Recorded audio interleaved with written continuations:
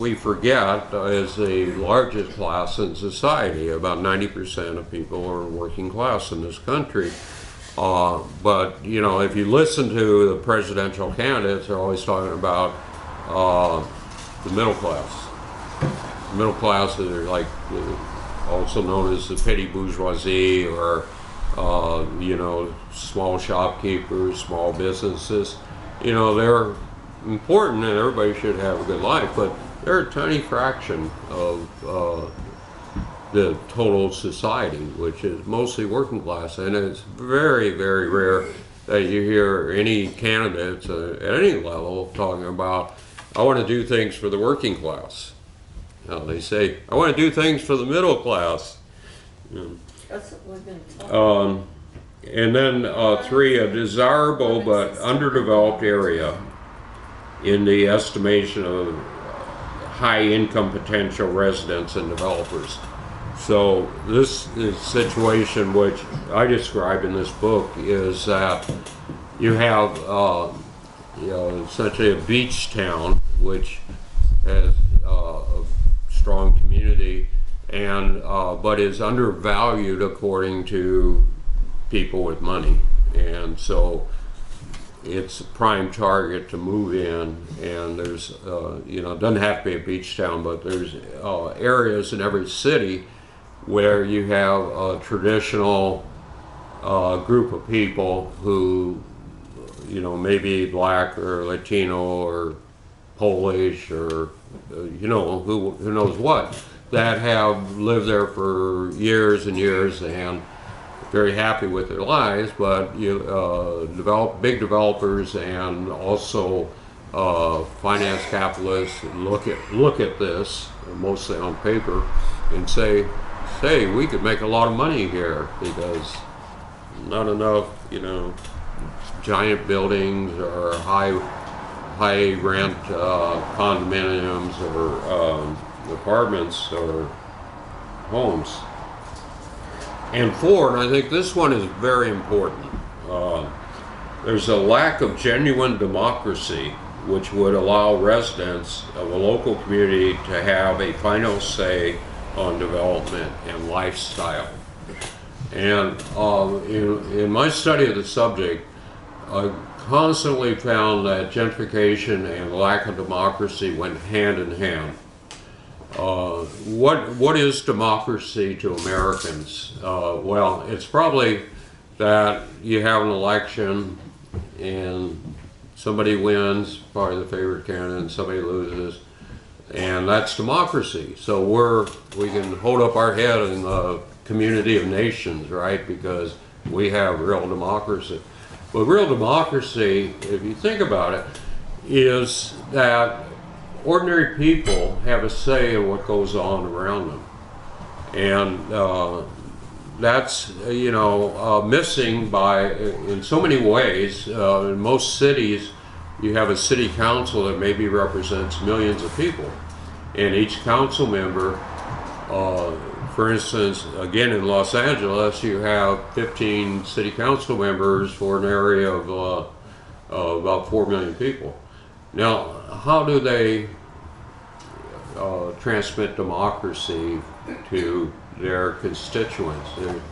There's just too many of them, you know. And so in some areas you have community organizations that have a democratic structure, and people are known by the leaders of the organization and so on.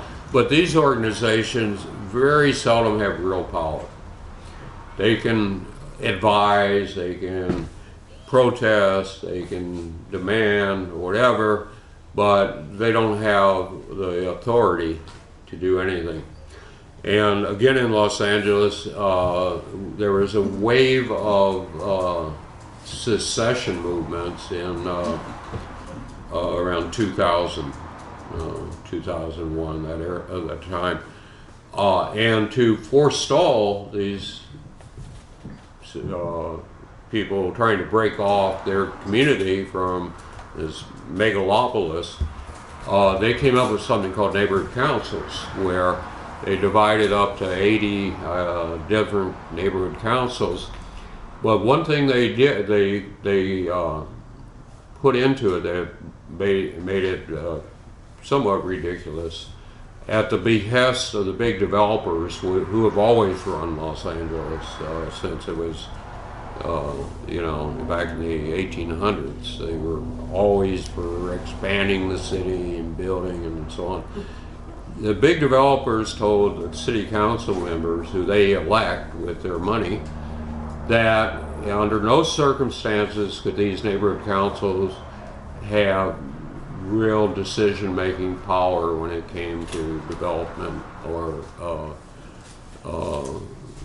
you know, anything that affected their ability to make more money. And so they said, okay, to the city to the neighborhood councils, they said, okay, you can have advisory power. You can tell us what you think, and then we'll do the opposite.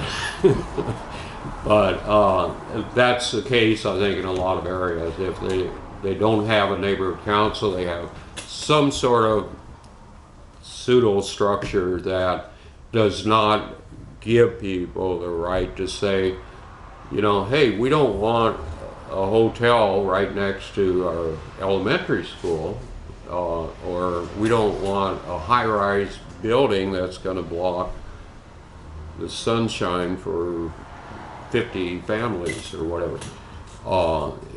They don't have that authority anywhere in the world, and or in the country. So instead, you get a facade of democracy.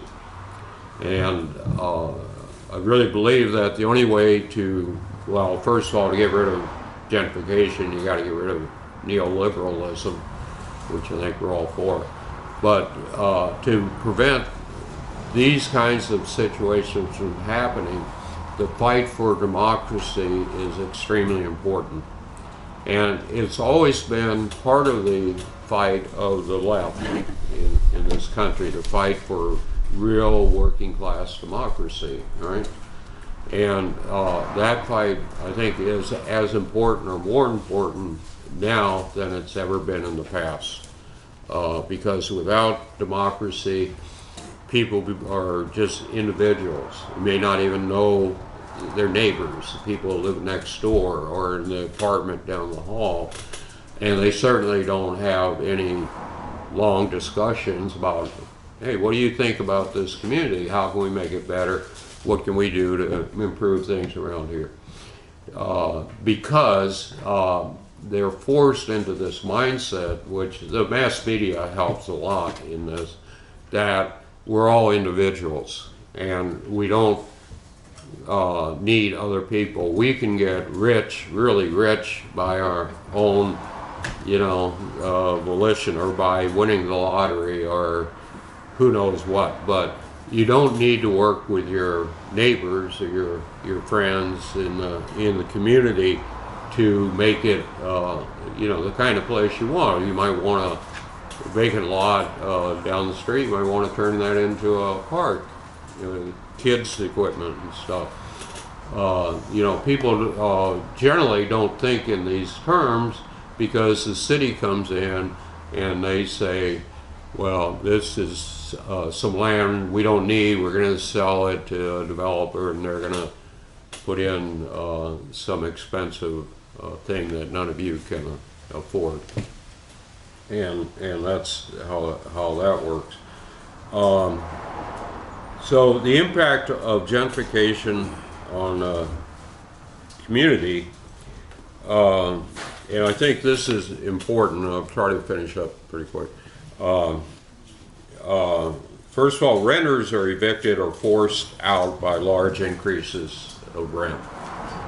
This happens every time there's gentrification. The rents go up, the tenants who've lived there for years go away. Homeowners are often enticed to sell or move elsewhere by large increases in the market value of their home. For the poor family, the chances of gaining a better standard of living by selling their home are often irresistible. The problem is it's hard to buy anything after you sell your home that's cheaper, you know. But you're probably going to be in a place away from your friends and away from your community. You're not going to know where the store is. You're not going to know the clerks in the hardware store or whatever it is. Both homeowners and renters are subjected to loud construction noise as a large home or commercial building goes up next door. And this may sound trivial compared to some of the other things, but for some people it's a constant racket that goes on for more than a year. You know, one building will be built, and then the next building will be built, and so on. Privacy is restricted with new neighbors who can see into residences' backyards from their third-story windows. So, in addition, natural sunlight is cut off by taller buildings on one or both sides. And you go from a situation where you could, you know, do whatever you want, a barbecue or whatever in your backyard, and nobody would know what you're doing, to somebody looking out of their window that's way above your house and seeing and hearing everything you do. Historic homes are demolished or completely gutted and replaced by modern buildings which concentrate on a pleasing internal ambience while paying little attention to how the new building fits into the community. So you may have, you know, beautiful old houses, and somebody puts up a blockhouse, you know, that really is nice inside, but nobody goes inside except the people who live there.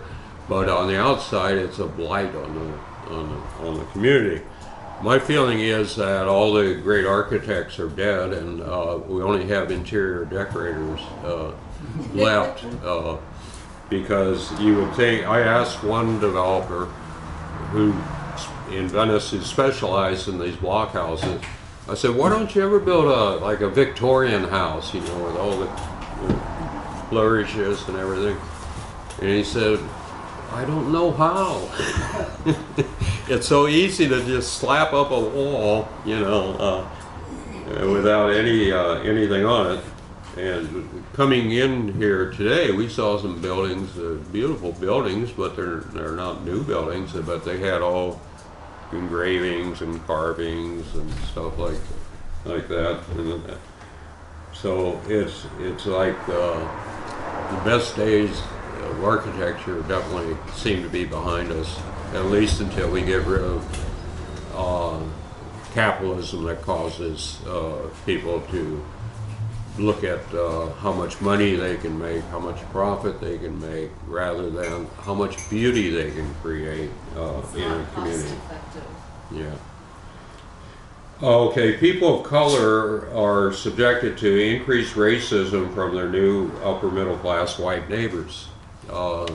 Many communities, including Venice, you have black and Latinos and whites all living together, and they know each other from years back. They know the parents, the grandparents, and all this. And new people come in, and it would be funny if it wasn't so sad, but sometimes they buy these block houses that are just built, put up a really tall fence, get some pit bulls or other ferocious dogs, and nobody goes near them. You know, their SUVs are in their enclosed garage, so they leave the house, the garage door opens, they pull out and go down the street. Nobody even knows what they look like. You know? And if there's any conflict, like in one park currently, I know has been a gathering place for black children in Venice, and they play soccer or whatever. And the new upper middle class people want to turn it into a dog park. Now, dogs need a place to be, but not where kids are and not, running the risk of getting bitten or dogs digging a hole and somebody breaks their leg in it, and this kind of thing. So you have these clashes where basically the new white, predominantly white neighbors would rather the black people all go away, or the Latino people all go away. Renters and homeowners find that they can no longer afford to live in their old neighborhood. Some of them are added to the homeless population.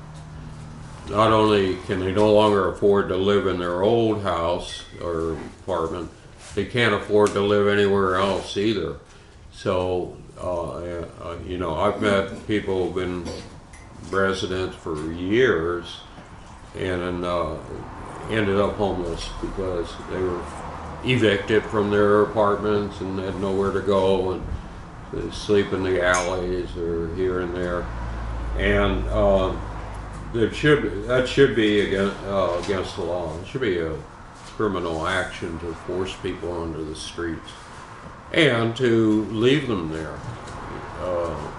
Even here on Berkeley, where it meets the 580 or the 80, Yep.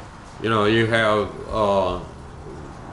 an encampment where people live in the tent, which is better than just sleeping on the sidewalk, I guess. There's gradations here. But how can the government allow this? How can, the people with money allow this to happen and not care about it? The psychological trauma of moving, particularly forced relocation, affects everyone. Children and elders are particularly susceptible to long-term trauma. So we had a mass eviction in Venice, which detail in the first chapter of my book, where people were forced out. It was the biggest eviction in LA history, and there was no place nearby where they could get a rent-controlled apartment, because in California, with the post-Hawkins law, you have vacancy decontrol, which means as soon as somebody moves out, they can raise the rent sky high. And so there was two sisters who were in their 90s, and they had to move to San Bernardino, which, if you know anything about LA, it's like 70 miles away under the smog. And one died a year later, and the other one died a couple years later. And they'd probably still be alive if they had not been forced out of their neighborhood, the community, and their friends, and everything else. Lifetime friends and neighbors lose contact as they move to different locations. We had a diaspora of people going away. Now, the happy ending was that we were able to, by community pressure, force the reversal of the eviction, and 55 families were able to come back in at their previous rent. But meanwhile, people had died, people had become homeless and gotten lost, and like the two sisters I just mentioned, there's no way they could come back. The effects of gentrification on the whole community can be as devastating as the effects on a single individual.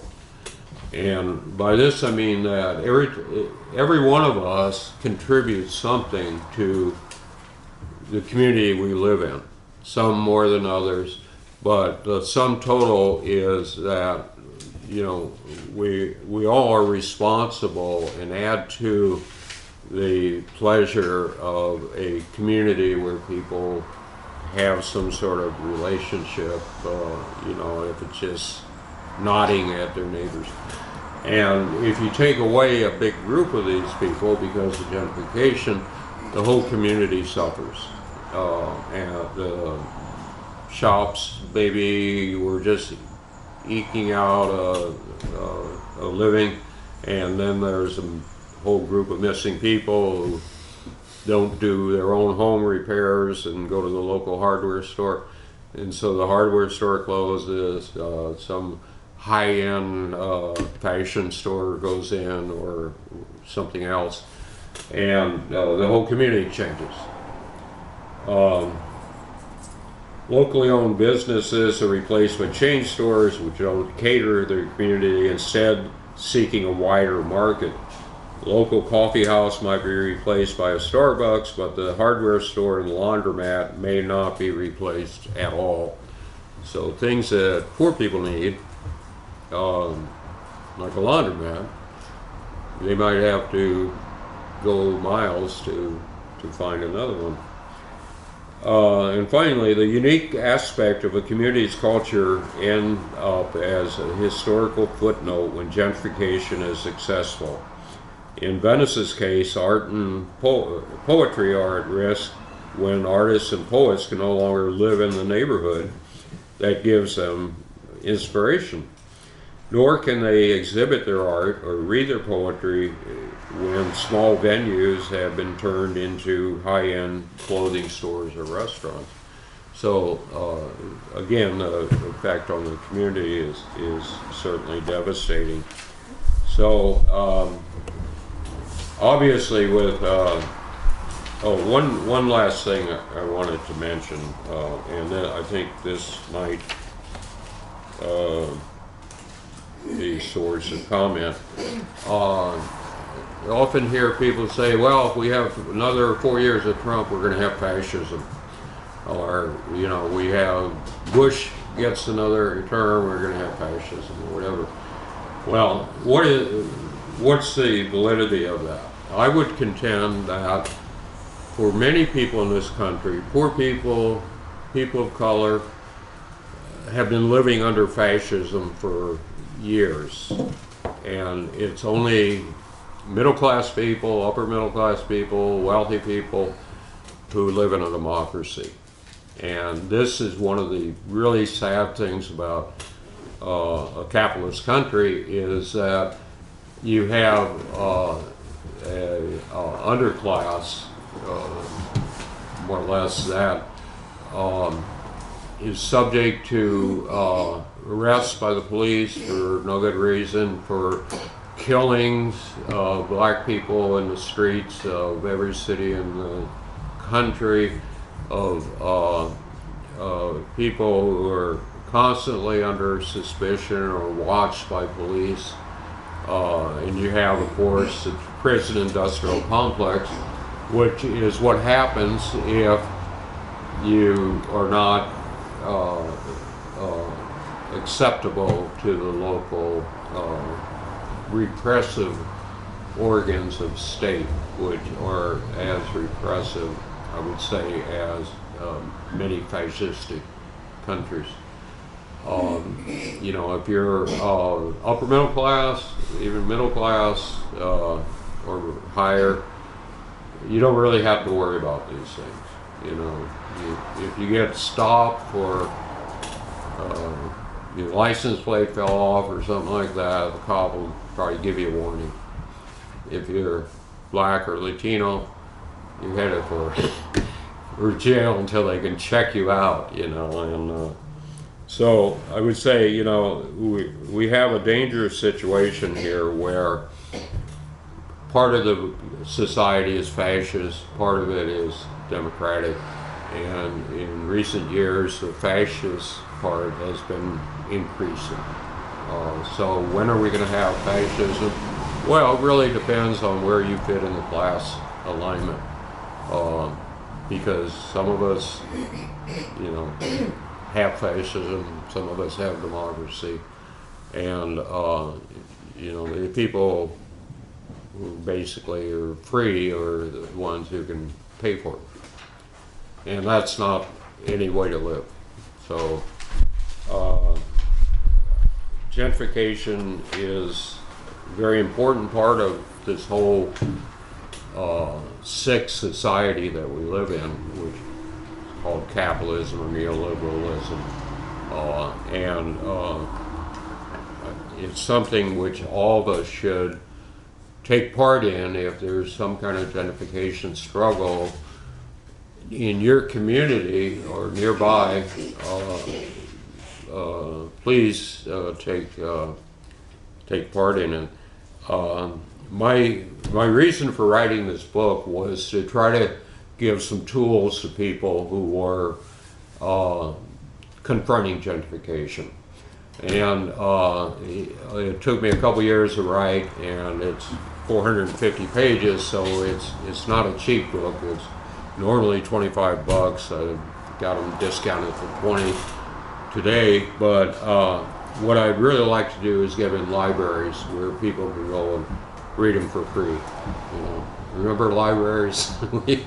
We still have libraries in this country, fortunately, and even if they're not open all the time.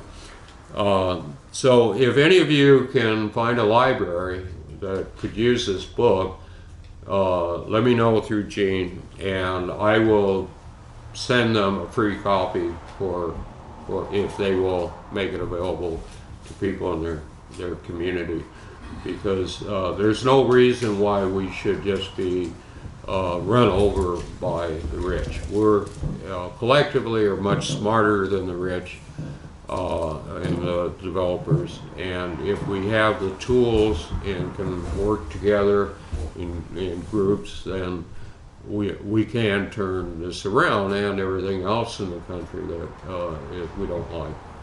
So with that, I want to end here because I get to do this for a long time, and we'll have a discussion.